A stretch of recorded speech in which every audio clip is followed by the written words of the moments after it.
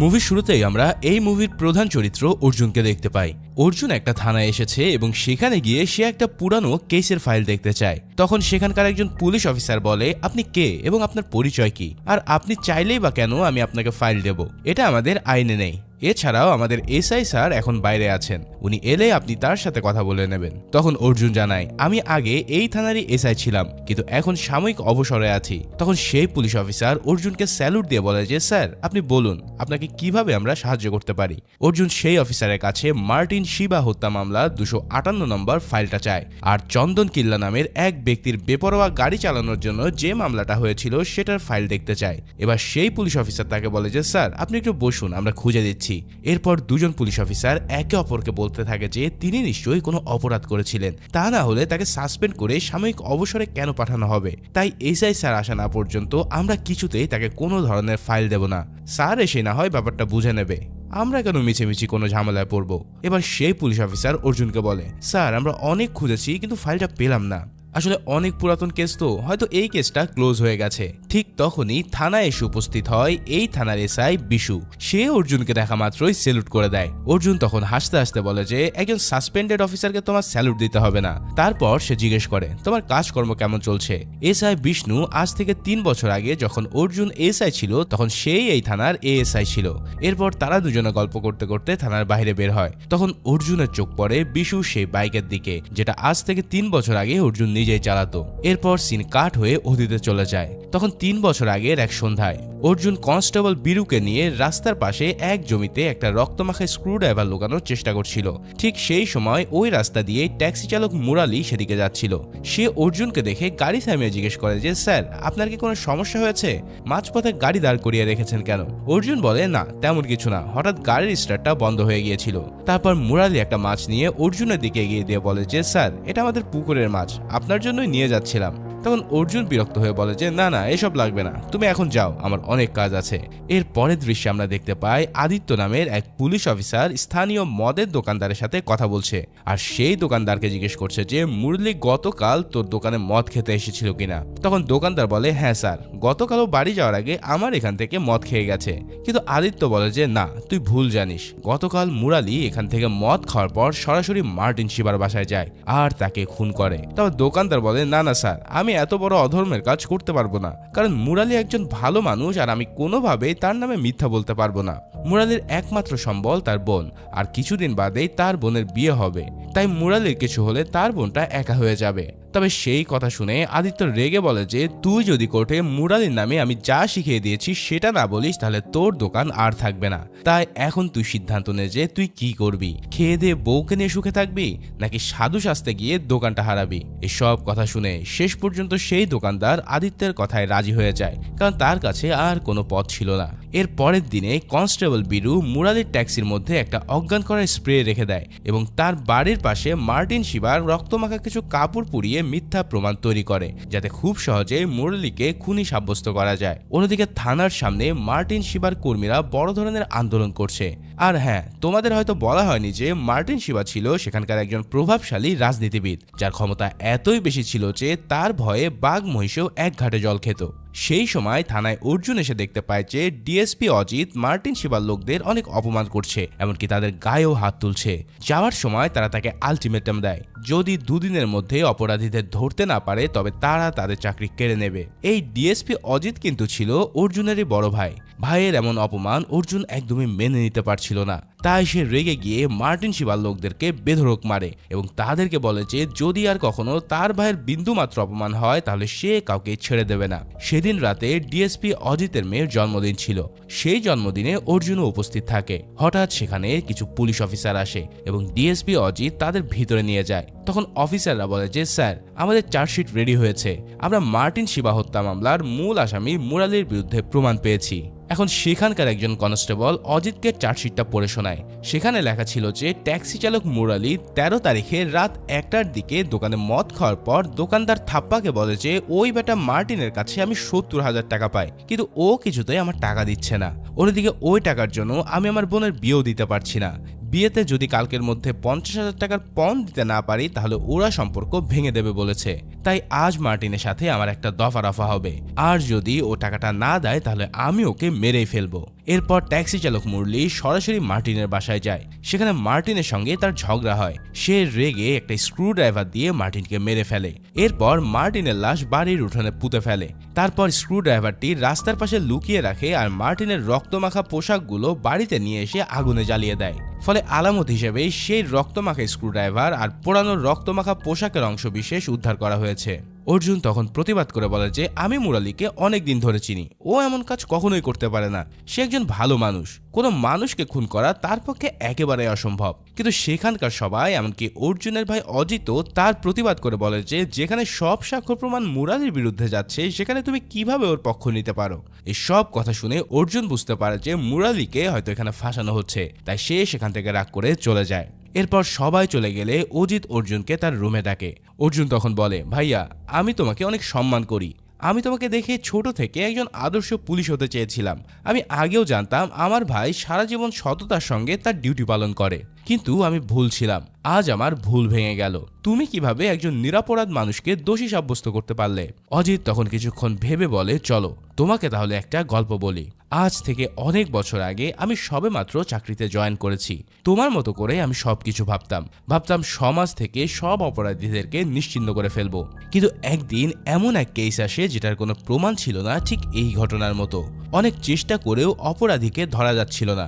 তখন আমার তৎকালীন ডিএসপি আমাকে একটা কথা বলেছিল, তুমি যদি কোনো কেসের সমাধান করতে না পারো তাহলে নিরপরাধ কাউকে ফাঁসিয়ে দাও, অন্যথায় তুমি এই চেয়ারে বসে থাকতে পারবে না, কেননা রাজনীতিবিদ আর জনগণ তোমাকে ছিঁড়ে খাবে। আমি তখন এই কথাটার মানে বুঝিনি, তবে চেয়ারে টিকে থাকতে গেলে তোমায় কোনো না কোনো অন্যায় করতেই হবে, সেটা আজ আমি ভালোভাবে বুঝে গেছি।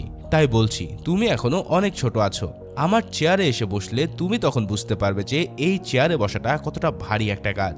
এই সব কথা শোনার পর অর্জুন তখন তার ভাইয়ের কথাটা মেনে নেয়। আর আমরা মুভির শুরুতে অর্জুনকে যে রক্তমাখায় স্ক্রু ড্রাইভারটা লুকিয়ে রাখতে দেখেছিলাম, সেটা তার ভাইয়ের কথা মতোই মুরালিকে ফাঁসাতে সে ফেক এভিডেন্স হিসেবে তৈরি করেছিল।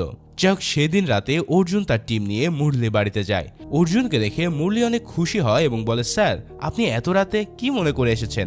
প্লিজ ভিতরে আসুন, আমরা একসাথে খাই। তখন অর্জুন গম্ভীর গলায় বলে যে আমি তোমার এখানে খেতে আসিনি, তোমাকে গ্রেফতার করতে এসেছি। তোমাকে আমি মার্টিন শিবা হত্যা মামলায় গ্রেফতার করলাম। এই সব শুনে তো মুরলির মাথায় যেন আকাশ ভেঙে পড়ে। সে কিছুতেই বুঝতে পারছিল না যে কেন তাকে গ্রেফতার করা হচ্ছে। মুরলি তখন কাঁদতে কাঁদতে বলে, স্যার আমার ঘরে আমার বোন আছে, আমি ছাড়া ওর কেউ নেই। কিন্তু অর্জুন তার কোনো কথা না শুনে তাকে গ্রেফতার করে নিয়ে চলে যায়। এরপর আদালতে সবকিছু প্রমাণিত হলে মুরলির যাবজ্জীবন কারাদণ্ড হয়। এই ঘটনার 2 মাস পর বিজয় সান্যাল নামের এক পুলিশ অফিসার অজিতের কাছে এসে বলে, স্যার গতকাল টহল দেওয়ার সময় চন্দল পিল্লাই নামের এক মাতাল বেপরোয়াভাবে গাড়ি চালানোর সময় তাকে অ্যারেস্ট করি এবং সেই সময় তার কাছ থেকে একটা মোবাইল ফোন আর একটা ছবিও পাই। মজার ব্যাপার হলো সেই নাম্বারটা মার্টিন শিবার। এরপর তাকে বেপরোয়াভাবে গাড়ি চালানোর জন্য মামলা দিয়ে ছেড়ে দিই। ঠিক তখন সেখানে অর্জুনও উপস্থিত ছিল। সে বলে, আমরা মুরালির মতন একটা নির্দোষ মানুষকে যাবজ্জীবন হতে দিলাম, তাই আমাদের এই কেসটা আবারও রিওপেন করা উচিত। অজিত তাকে নিষেধ করে বলে যে এই কেসটায় মুরালির নির্দোষ প্রমাণিত হলে আমাদের সবার চাকরি তো চলেই যাবে, সেই সাথে সবার মিথ্যা ইনভেস্টিগেশনের জন্য 7 বছরের জেল হবে। তাই এই কেসটা কোনোভাবে আর রিওপেন করা যাবে না। ফলে মুরালির সাথে যা হয়েছে সেটা ভুলে যাও। কিন্তু অজিত তো দমে যাওয়ার পাত্র নয়, তাই সে একা একা ইনভেস্টিগেশন করে এই কেসটা রিওপেন করার চেষ্টা করে। এরপর অজিত যখন জানতে পারে যে তার নিষেধ সত্ত্বেও অর্জুন কেসটা নিয়ে নতুন করে ইনভেস্টিগেশন শুরু করেছে, তখন তাকে আইজির বাসায় তার নিরাপত্তার জন্য সে পোস্টিং করে দেয়। তার ভাইয়ের এমন কাজে অর্জুন প্রচন্ড বিরক্ত হয়, আর এই কারণেই সে তার ভাইয়ের উপর রাগ করে 5 বছরের জন্য স্বেচ্ছায় অবসরে চলে যায় এবং তার ভাইয়ের সাথে সে সব ধরনের সম্পর্ক নষ্ট করে। এরপর সে একটা নতুন শহরে গিয়ে নতুন পরিচয়ে বসবাস করতে থাকে, আর সেখানেই তার সাথে বন্ধুত্ব হয় মিনু নামের একটা মেয়ের সাথে। তাদের এই বন্ধুত্ব একসময় ভালোবাসায় পরিণত হয়, আর এরপরেই তারা দুজনকে ভালোবেসে ফেলে। একদিন অর্জুনের ভাতিজি অর্থাৎ অজিতের মেয়ে তাকে ফোন দিয়ে বলে, আঙ্কেল আমার বিয়ে ঠিক হয়েছে, এখন বাবার সাথে তোমার যতই ঝামেলা থাকুক আমার বিয়েতে তোমাকে কিন্তু আসতেই হবে। এই সব কথা শুনে অর্জুন তার ভাতিজির কথা আর ফেলতে পারে না, তাই সে তাকে কথা দেয় যে হ্যাঁ সে তার বিয়েতে আসছে। এর পরবর্তী সিনে আমরা দেখতে পাই অর্জুন আর মিনু তার ভাতিজিকে নিয়ে কেনাকাটা করতে এসেছে। ঠিক সেই সময় সেখানে সে মুরালির বোনকে দেখে চমকে ওঠে। এরপর মুরালির বোন অর্জুনকে অনেক অনুরোধ করে। সে বলে, ভাইয়াকে গ্রেফতার করার পর অনেক চেষ্টা করেছি তাকে ছাড়ানোর, কিন্তু আমি কোনোভাবেই তা পারিনি। এদিকে শেষমেশ আমার বিয়েও ভেঙে যায়, আর শেষে নিরুপায় না হয়ে এখানে কাজ নিয়েছি। তাই আপনার কাছে অনুরোধ, দয়া করে এখানের কাউকে বলবেন না যে আমি মুরালির বোন, তাহলে তারা আমাকে কাজ থেকে বের করে দেবে। এই সব কথা শুনে অর্জুন ভিতর থেকে প্রচন্ড কষ্ট পায়। সে ভাবতে থাকে যে হয়তো তার জন্যই আজ সব কিছু হয়েছে। তাই সে প্রতিজ্ঞা করে যে যেভাবেই হোক সে মুরালিকে আবারও নির্দোষ প্রমাণ করবে। শুরু হয় অর্জুনের এক অসম্ভব মিশন।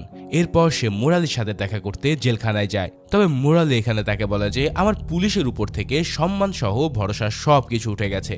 এছাড়াও আপনার প্রতি আমার যে সম্মানটা ছিল তার বিন্দুমাত্র এখন নেই। এই পুলিশেরা তাদের চাকরি আটকানো আর টাকার জন্য সব করতে পারে। অর্জুনের কাছে এই সব কথার কোনোই জবাব ছিল না, তাই এই সব কথাগুলো সে চুপ করে শোনা ছাড়া আর কোনো উপায় নেই। এদিকে ইন্সপেক্টর বিজয় সান্যাল অজিতকে ফোন করে বলে যে স্যার, অর্জুন আজকে জেলে মুরালির সাথে কেন যেন দেখা করতে এসেছিল। তাই আমার মনে হচ্ছে অর্জুন এই কেসটায় মুরালিকে নির্দোষ প্রমাণ করার চেষ্টা করছে, আর এটা যদি করা হয় তাহলে আমরা সবাই কিন্তু ফেঁসে যাব স্যার। প্লিজ আপনি কিছু একটা করে এটা ঠেকান। এই সব কথা শুনে অজিত তখন বলে দুজন কনস্টেবলকে অর্জুনকে ফলো করতে। সে কোথায় যাচ্ছে, কার কাছে যাচ্ছে, এই সব কিছু যেন তাকে রিপোর্ট করা হয়। এর পরের দৃশ্যে আমরা দেখি সেই দুজন কনস্টেবল অজিতকে ফোন দিয়ে জানায় অর্জুন এখন কোথায় আছে। এরপরে সিন কাট হয়ে আবারও বর্তমানে চলে আসে। এবার অর্জুন এসআই বিশুকে নিয়ে যখন থানা থেকে আসে, ঠিক তখনই সেখানে একজন কনস্টেবল বলে স্যার, চন্দন পিল্লার সেই কেসের ফাইলটা পাওয়া গেছে। ঠিক তখনই সেই দুজন কনস্টেবল যারা অর্জুনকে ফলো করছিল তারা অজিতকে ফোন দিয়ে জানায় যে অর্জুন চন্দনের কেসের ফাইলটা খুঁজে পেয়েছে। এই সব কথা শুনে অর্জুন সাথে সাথে বিজয়কে ফোন দিয়ে বলে অর্জুন যেন কিছুতেই সেই ফাইলটা না পায়। তখন বিজয় সেই থানার ওসিকে অজিতের ফাইলের ছবিটা পাঠিয়ে ফাইলটা নষ্ট করতে বলে। ওসি তার কথা মতো অজিতকে ছবিটা পাঠিয়ে সেই ফাইলটা ছিঁড়ে ফেলে। এরপর অর্জুন ফাইলটা না পেয়ে হতাশ হয়ে সেই জাজের সাথে দেখা করে যিনি মুরালির রায় দিয়েছিলেন। অর্জুন জাজকে সব ঘটনা খুলে বলে। সব ঘটনা শোনার পর তিনি বলে, দেখো, আইন তো কোনো গল্প শুনে তার রায় পরিবর্তন করতে পারে না, এর জন্য চাই শক্ত প্রমাণ। তুমি প্রমাণ জোগাড় করো।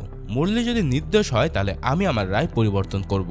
এরপর সেখান থেকে অর্জুন যখন তার ভাইয়ের বাসায় আসে তখন তার ভাতিজি তাকে আর তার বরের একটা ছবি তুলে দিতে বলে, কিন্তু সেই সময় তার ফোনটা সে খুঁজে পাচ্ছিল না। তাই সে তার বাবার ফোনটা নিয়ে আসে। এবার ছবি তোলা শেষে ছবিগুলো কেমন হয়েছে সেটা চেক করার সময় অর্জুন চন্দনের সেই কেসের ফাইলের ছবি দেখতে পায় যেটা সে ওই ওসিকে পাঠিয়েছিল। অর্জুন ছবি থেকে চন্দনের ঠিকানা নিয়ে তার বাড়িতে যায়। সেখানে গিয়ে দেখে যে চন্দন সেখানে নেই। সেখানে একটা দম্পতিকে সে দেখতে পায়। তারা জানায় যে অর্জুন তাদের এখানে ভাড়া থাকতো এবং সে একজন তান্ত্রিক ছিল। সে নাকি তাদেরকে একটা মাটির মূর্তি দিয়ে বলেছিল যে এই মূর্তি ঘরে থাকলে 1 বছরের মধ্যে তাদের ভাগ্য পরিবর্তন হবে আর তারা অনেক ধনী হয়ে যাবে। এই বলে সে তাদের কাছ থেকে অনেক টাকা নিয়ে সেখান থেকে চলে গিয়েছিল। এই সব কথা শুনে অর্জুন অনেকক্ষণ ধরে মূর্তিটা ভালোভাবে পর্যবেক্ষণ করে। এরপর সে বাসায় ফিরে রাতে মিনুর সাথে দেখা করে সে মুরালির সব ঘটনা খুলে বলে। এই কেসে মুরালিকে নির্দোষ প্রমাণ করতে হলে তার ভাই অজিতের সাথে তারও 5 বছরের জেল হয়ে যাবে। আর এই কথাটা শুনে মিনু অনেক ভেঙে পড়ে। এবার অর্জুন তার অবসর ভেঙে আবারও পুনরায় চাকরিতে জয়েন করে মার্টিন শিবার বাসায় যায়। সেখানেও সে এই একই ধরনের মূর্তি দেখতে পায় যেমনটা সে ওই দম্পতির বাসায় দেখেছিল। এই খবর তার ভাই অজিত শোনার পর সে যেন মুরালির কেসটা নিয়ে ইনভেস্টিগেশন করতে না পারে সেজন্য তাকে অন্য থানায় বদলি করে দেয়। কিন্তু সেখান থেকে যাওয়ার সময় অর্জুন একটা কাজ করে। সে একটা পোস্টার ছাপিয়ে পুরো শহরে লাগিয়ে দেয়। এই পোস্টারে লেখা ছিল এখানে তন্ত্রমন্ত্রের সাহায্যে সকল ধরনের জটিল ও কঠিন রোগের চিকিৎসা করা হয়, যোগাযোগ চন্দন পিল্লাই। আর ফোন নাম্বারের জায়গায় এবার অর্জুন তার নিজের ফোন নাম্বারটা দিয়ে দেয়। আসলে এখানে অর্জুন চাইছিল যে চন্দন পিল্লাইয়ের কোনো সূত্র সে পায় কিনা, কেননা তার নাম্বার যখন দেওয়া হবে তাহলে তার ফোনে নিশ্চয়ই কোনো ভিকটিম কল করবে। ঠিক সেভাবেই অর্জুনের নতুন থানায় একজন মহিলা একটা অভিযোগ নিয়ে আসে। তিনি বলে যে একজন প্রতারক তাকে বিয়ের কথা বলে প্রথমে 50,000 টাকা নেয়। এরপর অর্জুনকে সে একটা বাড়ির ছবি দেখায় এবং সেই মহিলা এবার বলে যে এই বাড়ি করার কথা বলে 2 লাখ টাকা তার কাছ থেকে হাতিয়ে নেয়। তবে টাকা পাওয়ার পর সেই প্রতারক তার সাথে যোগাযোগ বন্ধ করে দিয়েছিল। এমন সময় সাজিদ নামের এক লোক অর্জুনের নাম্বার ফোন দিয়ে অকথ্য ভাষায় গালাগালি শুরু করে। সে বলতে থাকে, শালার ভণ্ড, তুই আবার মানুষ ঠকানোর ব্যবসা শুরু করেছিস, তোকে যদি আমি একবার পাই তাহলে তোকে মেরে ফেলবো। তখন অর্জুন বুঝতে পারে যে ওই লোকটি তাকে চন্দন ভেবে ফোন দিয়েছিল। এরপর অর্জুন ওই লোকটার লোকেশন ট্র্যাক করে তার বাসায় যায় এবং সেখানে গিয়ে সে জানতে পারে যে চন্দন তার বাসাতেই থাকতো আর সবার মতো সেও তাকে ঠকিয়েছে। তবে সেখানে সে একটা অবাক করার মতন ঘটনা দেখতে পায়। চন্দন যেই রুমে থাকতো তার পাশের বাড়িটাই ছিল মার্টিনের বাড়ি। তখন অর্জুন সাজিদকে জিজ্ঞেস করে যে চন্দনের সাথে কি মার্টিনের পরিচয় ছিল। তখন সাজিদ জানায় যে মার্টিনের কোনো সন্তান হতো না, তাই সে চন্দনের চিকিৎসা নিচ্ছিল। এই সব কথা শুনে অর্জুনের তখন আর বুঝতে বাকি থাকে না যে এই ভণ্ড পিল্লাই আসল অপরাধী।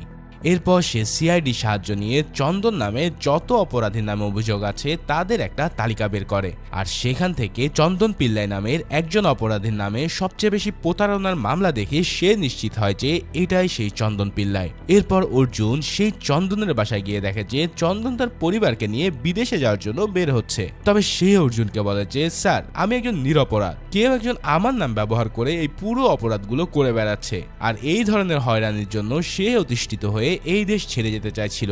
এখন এই কথাটা কনফার্ম হওয়ার জন্য অর্জুন তার একটা ছবি সাজিদকে দেখিয়ে জানায় যে এটাই সেই চন্দন কিনা, কিন্তু সাজিদ তাকে বলে যে না স্যার, এ সেই চন্দন পিল্লাই না। তখন অর্জুনের বুঝতে আর বাকি থাকে না যে চন্দন পিল্লাই নামের আসলে কেউই নেই। তখন তার সেই মহিলার কথা মনে পড়ে যে থানায় এসে তার কাছে প্রতারণার মামলা করেছিল। তখন অর্জুন সেই মহিলার কাছ থেকে সেই প্রতারকের নাম্বার ট্র্যাক করে তার সাথে দেখা করে। সে জানায় তার নাম অমিত, আর এখানে আর এক বিষয় হচ্ছে এই নাম্বারটা তার নিজেরই না। শ্রীকান্ত নামের একজন সরকারি কর্মকর্তা তাকে চাকরি দেওয়ার নাম করে প্রায় 3 লক্ষ টাকা নিয়ে নেয় এবং তার সাথে যোগাযোগের জন্য তাকে এই নাম্বারটা দিয়েছিল। ঠিক সেই সময় অর্জুন বুঝতে পারছিল যে মার্টিন শিবা হত্যা মামলার পিছনে বিশাল বড় কোনো হাত আছে। এরপর তারা সেই সরকারি কর্মকর্তার সাথে দেখা করতে গেলে সেখানে গিয়ে জানতে পারে আর এক কাহিনী। সেই কাহিনীটা হচ্ছে আসলে একজন ফ্রড তার নাম ব্যবহার করে মানুষকে চাকরি দেওয়ার নাম করে তাদের কাছ থেকে টাকা হাতিয়ে নিচ্ছিল। এখন সবাই তার কাছে এসে অভিযোগ জানালে সে প্রতারককে ধরার জন্য তাদের থেকে নাম্বার নিয়ে ফোন দিয়ে সেও তার চাকরির কথা বলে।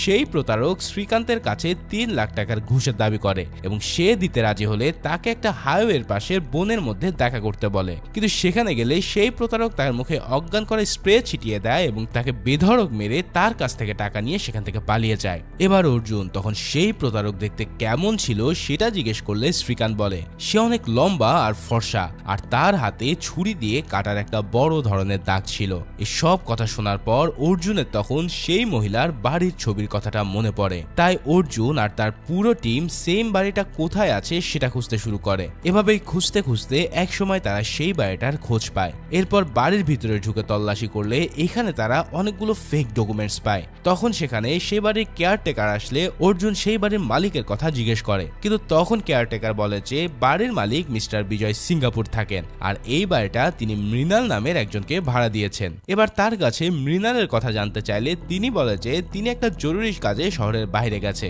হয়তো কাল সকালেই ফিরবেন। এখন মৃণাল দেখতে কেমন এটা জিজ্ঞেস করলে সে জানায় যে সে অনেক লম্বা আর ফর্সা, এছাড়াও তার হাতে ছুরি দিয়ে কাটার মতন বড় একটা দাগ আছে। এই কথা শুনে অর্জুন বুঝতে পারে যে তারা অপরাধীর খুব কাছাকাছি চলে এসেছে। এরপর অর্জুন দুজন কনস্টেবলকে সেই বাড়ির উপরে নজর রাখতে বলে এবং মৃণালকে দেখা মাত্রই যেন তাকে ইনফর্ম করা হয়। কিন্তু এর পরের দিন সকালেই অর্জুন জানতে পারে যে হাইওয়েতে মৃণাল নামের একজন লোক রোড অ্যাক্সিডেন্টে মারা গেছে এবং তাকে দাহ করার জন্য শ্মশান ঘাটে নিয়ে যাওয়া হয়েছে। এই কথা শুনে অর্জুন আর এক মুহূর্ত দেরি না করে তাকে দেখার জন্য শ্মশানের উদ্দেশ্যে রওনা দেয়, কিন্তু দুর্ভাগ্যজনকভাবে সে গিয়ে জানতে পারে যে মৃণালের দেহ ইতিমধ্যে দাহ করা হয়ে গেছে। অর্জুন সেখানকার একজন কনস্টেবলকে জিজ্ঞেস করে যে মৃণাল দেখতে কেমন ছিল। তখন সেই কনস্টেবল তাকে বলে যে লোকটা দেখতে অনেক লম্বা আর ফর্সা ছিল, আর তার হাতে বড় ধরনের একটা কাটা দাগও ছিল। ঠিক তখনই অর্জুন বুঝতে পারে যে এটাই সে যাকে সে এত দিন ধরে খুঁজে বেড়াচ্ছিল, কিন্তু মুরালিকে নিরপরাধ প্রমাণ করতে হলে মৃণালকে জীবিত প্রয়োজন ছিল। এটা ছাড়া সে মুরালিকে কোনোভাবেই ছাড়িয়ে আনতে পারবে না। এই সব কথা চিন্তা করতে করতে তার মাথায় একটা প্ল্যান চলে আসে। অর্জুন এবার প্ল্যান করে মার্টিন শিবা হত্যা মামলার সবগুলো এভিডেন্স নিয়ে সে তার ভাই ডিএসপি অজিতের সাথে দেখা করবে এবং তাকে বলবে যে অপরাধীকে আমি সেটা জানতে পেরেছি। এরপর সে তার ভাইয়ের সাথে দেখা করে এবং এবং এই সব কথাগুলো জানিয়ে দেয়। তারপর সে জানায় যে কাল সকালে তাকে ধরতেই আমরা মুম্বাই যাব।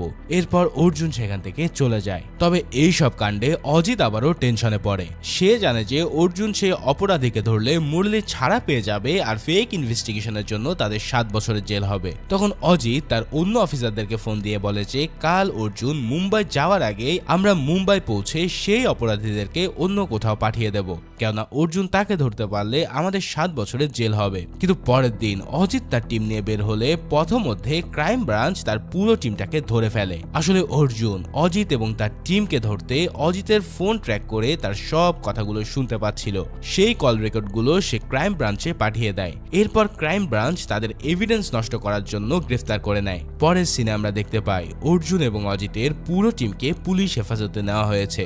অজিত তখন অর্জুনকে বলে যে তুমি আসলেই বোকা, সাধারণ একজন ট্যাক্সি ড্রাইভার মুরলির জন্য আমাদের সবাইকে বিপদে ফেললে। অর্জুন তখন বলে ভাই এতে আমার কোনো আফসোস নেই, বরং এটা ভালো লাগছে যে একজন নিরপরাধ মানুষ মুক্তি পেতে যাচ্ছে। এরপর ক্রাইম ব্রাঞ্চ ইনভেস্টিগেশনের জন্য তাদের সাময়িকভাবে ছেড়ে দেয় এবং এছাড়াও তারা মুরালিকে জামিন দেওয়ার সিদ্ধান্ত নেয়। এরপর সেখান থেকে বের হয়ে অর্জুন মিনুকে ফোন করে এবং তাকে জানায় যে ফাইনালি মুরলি মুক্তি পেতে যাচ্ছে আর আমাদের বিষয়ে হয়তো আদালত একটা সিদ্ধান্ত নেবে। তবে একটাই আক্ষেপ, সেই অপরাধীকে আমি দেখতে পারলাম না যে এতগুলো মানুষের জীবনকে নরক করে তুলেছে। এরপর সে গাড়িতে একটা চিঠি দেখতে পায় যেখানে লেখা ছিল তুমি এত সহজে আমাকে ধরতে পারবে না, আমাকে ধরতে হলে তোমাকে আরো 7 বার জন্ম নিতে হবে। আসলে এই চিঠিটা পাঠিয়েছিল সেই মৃণাল। তখন অর্জুন মনে মনে হাসতে থাকে, কারণ এই চিঠিটা লেখার আগ পর্যন্ত সে জানতো না যে এইভাবে গাড়ি অ্যাক্সিডেন্টে তার মৃত্যু হবে। ঠিক এমন একটা সিনের মধ্যে দিয়ে এই মুভিটা এখানেই শেষ হয়। তার মানে ফাইনালি সে অপরাধীকে ঠিকই চিনতে পারলো, কিন্তু সত্যিকার ভাবে সে তার চেহারাটাই দেখতে পারলো না। তো ভিডিওটা কেমন লাগলো তা অবশ্যই জানিও, আর নতুন কোন মুভি দেখতে চাও তার জন্য অবশ্যই কমেন্ট করে জানিও। দেখা হচ্ছে পরের কোনো ভিডিওতে, সেই পর্যন্ত আল্লাহ হাফেজ।